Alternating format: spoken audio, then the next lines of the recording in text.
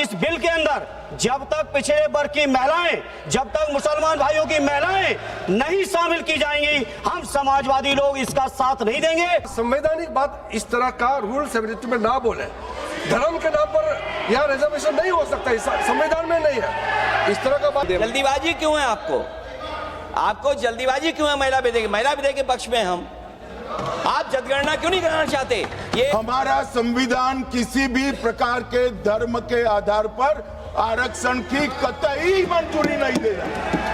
और मैं फिर से संकल्प सरकार का बताता, हिम्मत नहीं है कि हम 33% महिलाओं के आरक्षण का विरोध कर पाए। वो तो जमाना चला गया, आपको करना नहीं है, लेकिन कहने की हिम्मत भी नहीं है। Parties like the Congress that sides with tukde parties, and like the DMK which speaks the language of separatism, we abhor your politics, we reject your politics. संसद के 3 दिन के स्पेशल सेशन का आज पहला दिन था।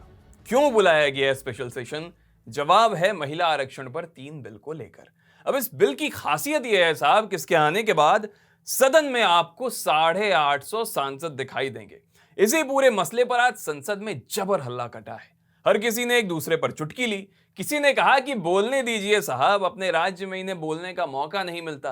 तो किसी ने कहा कि वो सासू बहू वाली जो थी वो तो हार गई। क्या हुआ आज संसद में? किसने क्या कहा, किसके मजे लिए, कौन गुस्सा हुआ, किसने ठहाके लगाए, सब बताएंगे आपको।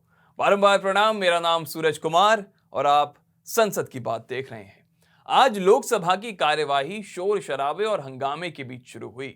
गृह मंत्री अमित शाह और केंद्रीय कानून मंत्री अर्जुन मेघवाल ने सदन में the constitution amendment bill 2026, the delimitation bill 2026, the union territories laws amendment bill पेश किया। अब यह बिल पेश होते ही विपक्ष ने इसका विरोध शुरू कर दिया।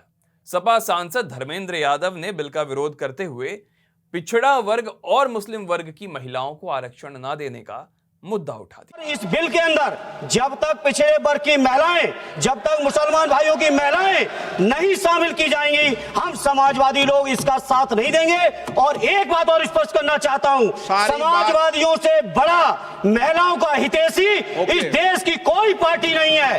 आज अब सांसद जी ने धर्म के आधार पर आरक्षण देने की मांग तो कर ली, लेकिन यह बात संसदीय कार्य मंत्री किरण रिजिजू को नाराज कर गई। वो भड़क गए और बोले कि संसद में असंवैधानिक बात ना बोले साहब, धर्म के नाम पर आरक्षण की मांग करना असंवैधानिक है। संवैधानिक बात इस तरह का रूल 72 में ना बोले।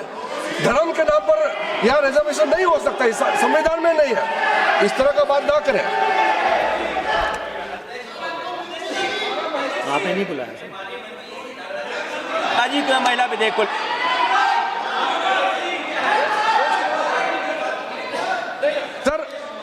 सर पूरा देश का महिलाओं के लिए बात करना चाहिए। आप मुस्लिम महिलाओं का क्यों बात करते हैं? ये राजनीतिक है, ऐसा मत कीजिए। इसके बाद बारी आई सपा सांसद अखिलेश यादव की। उन्होंने सरकार पर आरोप लगाते हुए कहा कि सरकार जातिगत जनगणना कराना ही नहीं चाहती, इसलिए इन बिलों के जरिए लोगों को धोखा दे रही है। उन्होंने सवाल किया कि आखिर सरकार महिला आरक्षण के लिए इतनी जल्दी क्यों कर रही है? ये क्यों है महिला विधेयक के पक्ष में हम? आप जनगणना क्यों नहीं कराना चाहते? ये अध्यक्ष महोदय, सेंसस ये इसलिए नहीं करना चाहते हैं कि जैसे ही जनगणना होगी हम सब लोग जाति गणना मांगेंगे, जाति गणना होगी तो हम आरक्षण मांगेंगे, इसीलिए आप लोग धोखा दे। अब अखिलेश यादव के आरोप का जवाब देने जैसे ही अमित शाह खड़े हुए, विपक्ष ने हंगामा शुरू कर दिया, जिस पर ओम बिरला को बीच में आना पड़ा। अखिलेश जी ने बोला, उसका जवाब दे रहे हो तो हाँ उसी पे जा रहे हैं, उसी पे बोल रहे हैं। हंगामे के बीच गृह मंत्री अमित शाह ने कहा कि जाति जनगणना होकर रहेगी। अभी मकानों की गिनती शुरू हुई है और मकानों की कोई जाति नहीं होती। जब व्यक्तियों की गिनती होगी तो उसमें जाति का कॉलम भी होगा। उन्होंने कहा कि हम जाति जनगणना का मांग करेंगे। मान्यवर, मैं आपके माध्यम से सदन को बताना चाहता हूं कि सरकार ने जाति की जनगणना करने का निर्णय ले चुकी है और बैठिए बैठिए बता दो। अरे बैठिए भाई, बैठिए बैठिए। और जाति के साथ ही ये जनगणना हो रही है। माननीय सदस्य धर्मेंद्र यादव जी कह रहे हैं कि कॉलम नहीं है। उनको मालूम पड़ना चाहिए कि अभी घरों की गिनती हो रही है और घरों की कोई जाति नहीं होती है। समाजवादी पार्टी का चले तो घरों की भी जाति तय कर ले। मान्यवर, जब व्यक्तियों की जनगणना होगी, नागरिकों की जनगणना होगी, तब उसमें जाति का कॉलम रखा है। ये मेरा विभाग है। मैं सदन को आश्वस्त करना चाहता हूं कि ये जनगणना जाति जनगणना के साथ ही होने वाली है। तीसरी बात, इसके बाद गृह मंत्री ने सपा सांसद धर्मेंद्र यादव की मुस्लिम महिलाओं को आरक्षण देने की मांग पर कड़ी प्रतिक्रिया देते हुए कहा कि धर्म के आधार पर आरक्षण देना पूरी तरह से असंवैधानिक है और सरकार इसे कतई मंजूर नहीं करेगी। वो खिड़की का उपयोग कर धर्मेंद्र यादव जी ने एकदम गैर संवैधानिक बात करी, मुस्लिम महिलाओं को आरक्षण की। मान्यवर, हमारा संविधान किसी भी प्रकार के धर्म के आधार पर आरक्षण की कतई मंजूरी नहीं देगा। और मैं फिर से संकल्प सरकार का बताता हूं कि धर्म के आधार पर मुस्लिमों को किसी भी प्रकार का आरक्षण गैर संवैधानिक है, इसका सवाल ही पैदा नहीं होता है। इसके बाद जब प्रस्ताव पर चर्चा हो या ना हो, इसके लिए वोटिंग हुई तो विपक्ष ने जोरदार विरोध करते हुए डिवीजन की मांग रखी, जिसके बाद सदन में ऑटोमेटिक वोट रिकॉर्डिंग सिस्टम के आधार पर प्रस्ताव मंजूर कर दिया गया।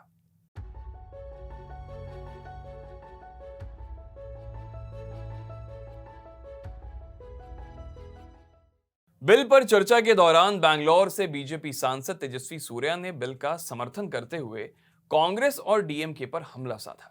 उन्होंने कहा कि अगर विपक्ष इस ऐतिहासिक बिल के खिलाफ वोट करता है तो दक्षिण भारत की जनता और देश की महिलाएं उन्हें कभी भी माफ नहीं करेंगी।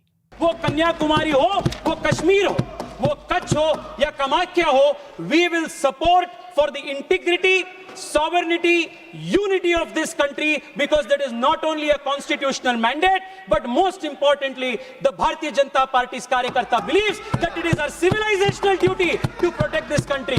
This is what differentiates us from the parties like the Congress that sides with tukde parties, and like the DMK which speaks the language of separatism. We abhor your politics, we reject your politics. In conclusion, I want to say, if the UPA and the opposition today, Speaker sir, is going to vote against these most practical, most constitutional, most inclusive proposition, then for years to come, the history of the country will remember the opposition and all of you sitting here as not only opposition to the women of the country, but also to the interests of the southern Indian states of the country. I want to emphatically say again, if you will reject this, if you will vote against this, the people of this country, the women of this country will never forgive you. The people in the south of India will never forgive you, because your politics is not a politics of inclusion, your politics is a politics of anarchy. इसके बाद सदन में प्रधानमंत्री नरेंद्र मोदी ने इस bill पर बोलते हुए कहा कि ये बिल लाने में हम पहले ही देर कर चुके हैं। हमें ये सोचे बगैर कि क्रेडिट किसको मिलेगा, इसे जल्द से जल्द पारित कर देना चाहिए। उन्होंने आगे ये भी गारंटी दी कि इन बिलों के प्रोसेस से किसी भी राज्य के साथ अन्याय नहीं होगा।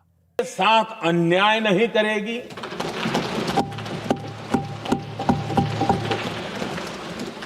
भूतकाल में जो सरकारें रही और जिनके कालखंड में जो परिसीमन हुआ और जो अनुपात उस समय से चला आ रहा है, उस अनुपात में भी कोई बदलाव नहीं होगा और वृद्धि भी उसी अनुपात में होगी।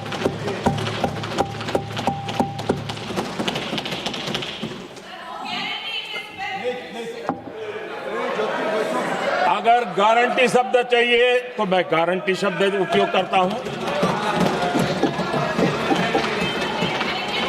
वादा की बात करते हो तो मैं वादा शब्द उपयोग करता हूं।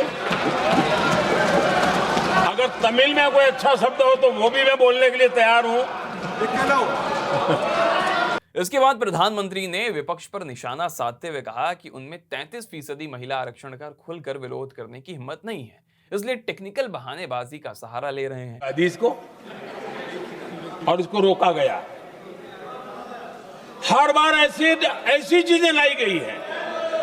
हिम्मत नहीं है कि हम 33% महिलाओं के आरक्षण का विरोध कर पाए, वो तो जमाना चला गया।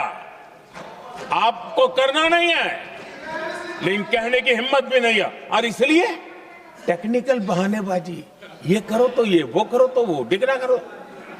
अब देश की नारी को नहीं समझा पाओगे। सदन में नंबर का खेल क्या होता है वो तो समय तय करेगा, लेकिन ये पक्का है कि अब इन भांति भांति के बहानेबाजी, भांति भांति टेक्निकल मुद्दों के आधार पर चीजों को उलझा करके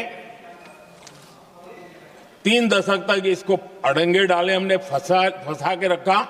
आपने जो अचीव करना था कर लिया, अब छोड़ दो ना भाई। 3 दशक कम पड़ते हैं क्या रोकने में? 3 दशक तक आपने रोका, फिर भी कुछ कर नहीं पाए, तो अब तो करो। चर्चा के दौरान सदन का माहौल तब गर्मा गया जब महाराष्ट्र से शिवसेना यूबीटी सांसद अरविंद गणपत सावंत ने कुलदीप सेंगर और बृजभूषण शरण सिंह का नाम लेकर कहा कि ये महिलाओं का सम्मान करने वाले लोग हैं क्या, जिस पर निशिकांत दुबे भड़क गए और बोले कि आदित्य ठाकरे ने एक हीरोइन को मारा है। बहुत प्यारे है क्या आपको? बलात्कारी प्यारे है क्या? नाम उसका आ तो रिकॉर्ड पे। हमने कहा दिखवा लेंगे और वो कार्रवाई का हिस्सा नहीं बनेगा। क्यों सर, क्यों? बलात्कारी कोई आदर्श होता है आपका? ऐसे किसी पे आरोप लगाएंगे जिसको आरोप तो साबित हुआ है, जेल में हो।